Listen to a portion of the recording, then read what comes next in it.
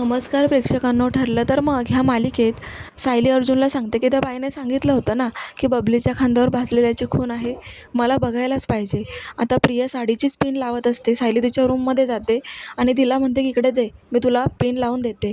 प्रियाला आता माहिती नाही आहे की सायली कशासाठी रूममध्ये आली आहे. सायली तिच्या खांद्यावर भाजलेल्याची खून बघते आणि तिला खात्रीच होते.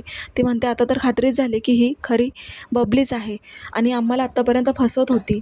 मग आता संधी आलेली सोडणार नाही. ती प्रियाचा एक केसही तोडून घेते. त्यावेळेस प्रियाला जाणवतं, ती जोरात ऐक असं ओरडते, पण तिला लक्षात येत नाही. आता सायली तोच केस घेऊन अर्जुनकडे येते आणि अर्जुनला सांगते की आज माझी खात्री झाली आहे की ती बबलीच आहे, आता काय करायचं. त्यावेळेला अर्जुन एक युक्ती लढवतो आणि प्रतिमात्यांचा एक केस एक सॅम्पल म्हणून घेऊन येतो आणि दुसरीकडे सायलीचा केस म्हणजे एक प्रतिमात्यांचा केस आणि एक बबलीचा केस दोन्हीही DNA रिपोर्टसाठी पाठवायचे आहेत असं सायलीला अर्जुन सांगतो.